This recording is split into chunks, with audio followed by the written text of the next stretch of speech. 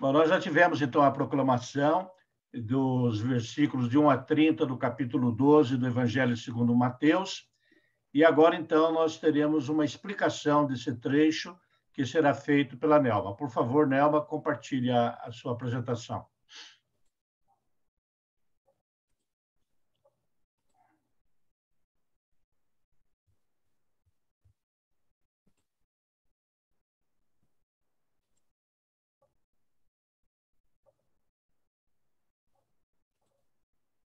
Posso falar, Adalto? Sim, por favor. Evangelho de São Mateus, capítulo 12. Não, avança isso. Espigas arrancadas em dia de sábado. Não é permitido em dia de sábado. Os fariseus acusavam os discípulos de violarem a lei contida em Êxodo 34, 21. Durante 6 dias trabalharás e no 7º descansarás, tanto na época do plantio como no da colheita. Embora a passagem de Deuteronômio 23, 25 diferencie entre alimentar-se do que se produz e colher, propriamente, os fariseus proibiam até essa maneira de se alimentar, porque eram rígidos no cumprimento da proibição da lei. Até os dias de hoje, a rigidez na aplicação desta norma permanece na cultura do povo de Israel. Alegoricamente, a passagem de Cristo pelos campos significa a sua passagem pelo mundo através da encarnação. As espigas da colheita são as almas humanas prontas para crerem no Evangelho e serem unidas à Igreja pela fome dos discípulos. Não lestes o que fez Davi num dia em que teve fome, ele e seus companheiros? O mestre citou o exemplo de Davi em 1 Samuel 21, de 1 a 6, para chamar a atenção dos seus opositores ao fato que nem tudo pode ser resumido ou explicado pela tradição rabínica. Davi comeu os pães da proposição, numa situação de perigo de vida, e não foi punido por isso. De fato, esse evento ocorreu num sábado, dia no qual os pães eram retirados do tabernáculo, substituídos por outros e disponibilizados aos sacerdotes para seu alimento. Tal fato não prova que os pães da proposição podiam ser comidos por qualquer um. Pelo contrário, a exceção prova a regra. Quebrar a lei de Deus quando houver necessidade não é o que Jesus ensina aqui. O que fica provado é que o modo rígido e legalista dos fariseus de interpretar a lei não explicava tudo.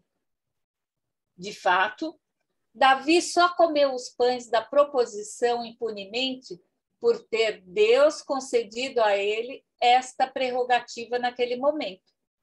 De uma forma similar, Jesus tem prerrogativas e autoridades superiores às da tradição e da própria lei judaica. Por isso diz, se Davi teve autorização para quebrar o protocolo, muito mais o Senhor de Davi pode fazê-lo.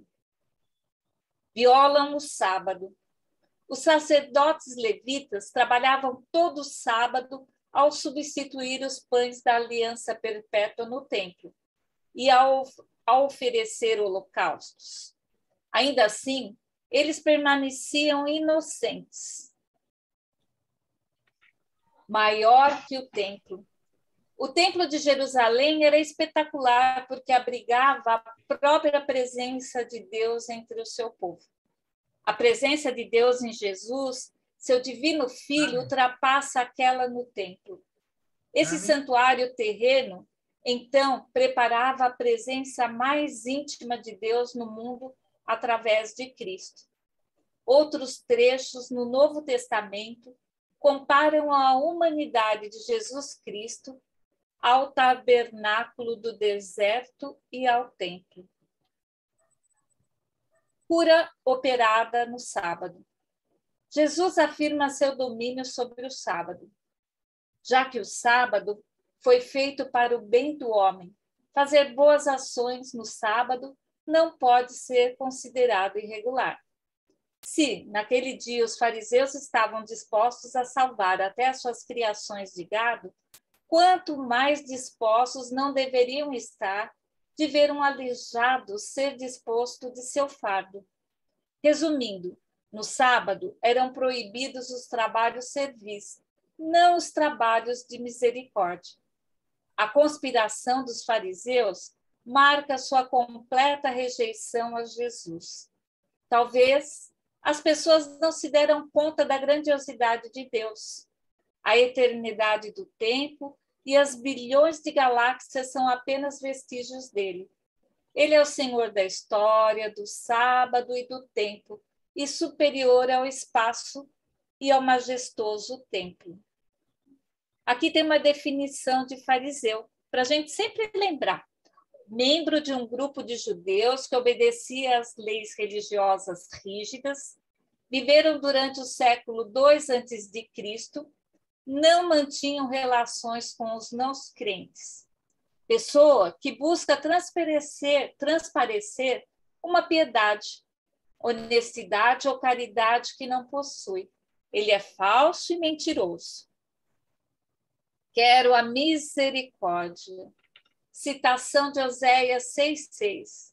Jesus já havia desafiado os fariseus a estudarem e compreenderem o sentido desse oráculo.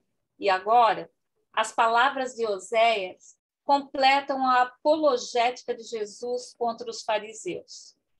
Primeiro, a misericórdia é mais importante que as regulamentações do templo.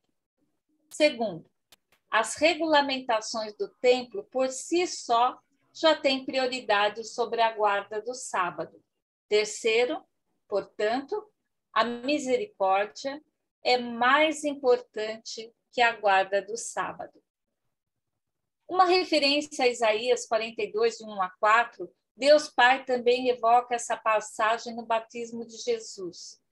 Sabe-se que o termo servo pode ser traduzido por filho. Mateus cita Isaías por 3 razões. Primeira, porque Isaías sintetiza o perfil de Cristo traçado por Mateus. Jesus é o Filho amado de Deus, ungido pelo Espírito, que traz a graça de Deus aos gentios. Segunda, a citação também se realiza perfeitamente quando Jesus se retira da presença de seus inimigos e vai pregar aos humildes. Ele, portanto, não tem apego algum à aclamação pública. E terceira, o conteúdo da citação aponta já para os exorcismos que Jesus fará através do poder do Espírito. Rei Davi, rei Salomão. O filho de Davi?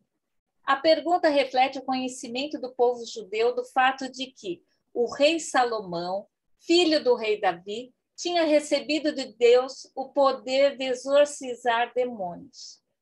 A mesma habilidade era esperada por parte do Messias, que havia de vir da descendência de Davi. Discussão a propósito de um milagre. É por Beelzebu? A cegueira espiritual dos fariseus os levou à blasfêmia, isto é, eles acharam que Jesus era um agente do exército de Satanás. Jesus usa as imagens de reino, cidade e casa como alusões à cidade e ao templo de Jerusalém. À época de Jesus, Jerusalém tinha chegado a um ponto crítico em termos de espiritualidade. Já muito conhecido como Terra Santa, era agora centro de resistência diabólica contra Jesus, com sua liderança caminhando no sentido diametralmente oposto ao reino do céu. Até o templo, àquela altura, já estava deserto. A conspiração dos fariseus os colocavam como colaboradores involuntários e representadores do exército de Satanás. Com a crucificação de Jesus, o poder de Satanás é finalmente destruído, fato que depois será evidenciado através da pilhagem e da defraudação de sua cidade, Jerusalém, e de sua torre, o templo, em 70 anos depois de Cristo. E nós falamos em nome do Pai, do Filho e do Espírito Santo. Amém.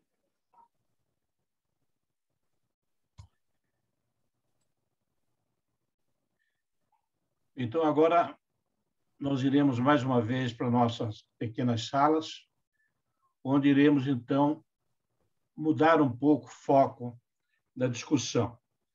Agora vamos trazer para as nossas vidas. O que é que esse trecho do Evangelho fala para você nessa noite? O que que ele lhe propõe? Que questionamento lhe faz? E que atitudes você gostaria de tomar a partir deste trecho do Evangelho? E o que que você gostaria de falar para Deus como resposta ao que foi proclamado hoje? Então, nós teremos mais 30 minutos e depois retornaremos a esta sala principal. Até já.